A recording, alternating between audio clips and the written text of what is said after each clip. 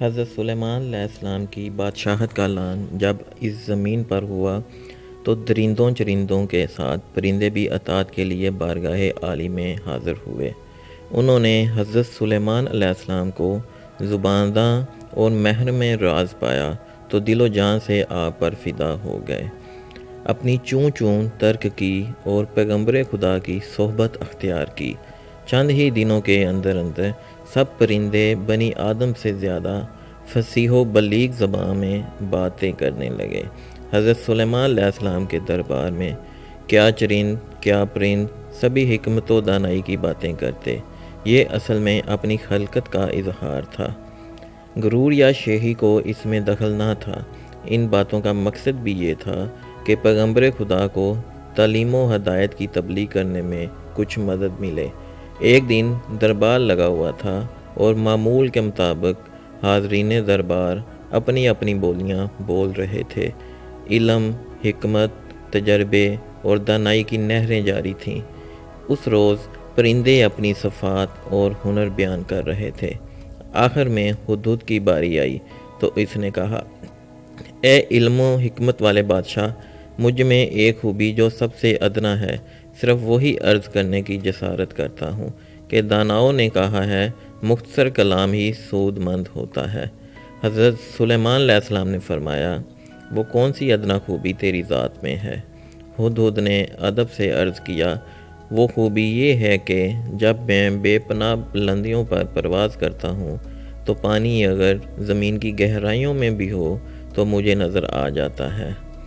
میں یہ بھی جان لیتا ہوں کہ اس پانی کی خاصیت کیا ہے، کتنی گہرائی میں ہے، اس کا رنگ کیا ہے، زمین سے نکل رہا ہے یا پتھر سے رس رہا ہے۔ اے پیغمبر، آپ اپنے لشکر جرار کے ساتھ مجھے لے کر چلیں تاکہ پانی کی ضرورت پڑے تو میں نشاندہی کروں۔ حضرت سلیمان علیہ السلام نے ہدہد کی اس خوبی کی بہت تعریف و توصیف فرمائی اور اجازت عطا ہوئی کہ بے آب و گیا صحراؤں میں سفر کے دوران تو ہمارے ہر اول دستے کے ساتھ رہا کر تاکہ پانی کا کھوج لگاتا رہے۔ ادھر بری عادات والے کوے نے جب یہ سنا کہ ہدہد کو ہر اول دستے میں شریک رہنے کا اعزاز عطا ہوا ہے تو مارے رشک و حسد کے سیاہ پڑ گیا، انگاروں پر لوٹنے لگا۔ فوراً پیغمبر خدا کے سامنے آ کر کہا، اس ہدہد نے آپ کے حضور سخت گستاخی کی ہے اور قطعی جھوٹا دعویٰ کیا ہے، اسے اس جھوٹ اور غلط بیانی کی سزا دی جائے۔ اس سے پوچھئے کہ اگر تیری نظر ایسی ہی تیز ہے کہ زمین کی گہرائیوں میں چھپے ہوئے پانی کی خبر لاتی ہے تو پھر تجھے ذرا سی خاک میں چھپا ہوا وہ پھندا کیوں نہیں دکھائی دیتا جو شکاری تجھے پھانسنے کے لیے لگاتا ہے؟ ایسا ہی ہنر رکھتا ہے تو جال میں گرفتار کیوں ہوتا ہے؟ آسمان کی بے پناہ بلندیوں سے وہ جال کیوں نہیں دیکھ لیتا؟ کوے کی یہ بات سن کر حضرت سلیمان علیہ السلام نے ہدہد سے کہا، اے ہدہد، کوے نے جو بات کہی وہ تو نے سنی، اب اس کا جواب تیرے ذمہ ہے۔ اپنے دعوے کی صداقت پیش کر ورنہ سزا کے لیے تیار ہو جا۔ ہدہد نے بے خوف ہو کر عرض کیا، اے بادشاہ، بدنیت دشمن نے حسد سے جل بھن کر میرے خلاف جو بات کی ہے اس پر دھیان نہ دیجیے۔ اگر میرا دعویٰ صحیح نہ ہو تو یہ گردن حاضر ہے۔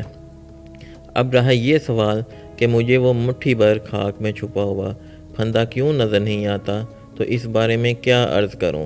اگر حق تعالیٰ کی حکمت و مرضی میری عقل کی روشنی نہ بجھائے تو میں یقیناً پرواز کے دوران وہ حقیر پھندا بھی دیکھ لوں، لیکن جب فرمانے قضاء و قدر جاری ہو اور میرا وقت آ جائے تو نگاہ کی خوبی کیا کرے؟ ایسے موقع پر عقل کام نہیں کرتی، چاند سیاہ ہو جاتا ہے اور سورج گہن میں آ جاتا ہے۔ میری عقل اور بصارت میں یہ طاقت کہاں کہ فرمانے خداوندی کا مقابلہ کر سکے۔ اے عزیز، اسی طرح جب قوموں اور افراد پر عذاب الہی ان کی بدعمالیوں کے سبب نازل ہوتا ہے تو ان کی عقل اور بینائی سلب کر لی جاتی ہے۔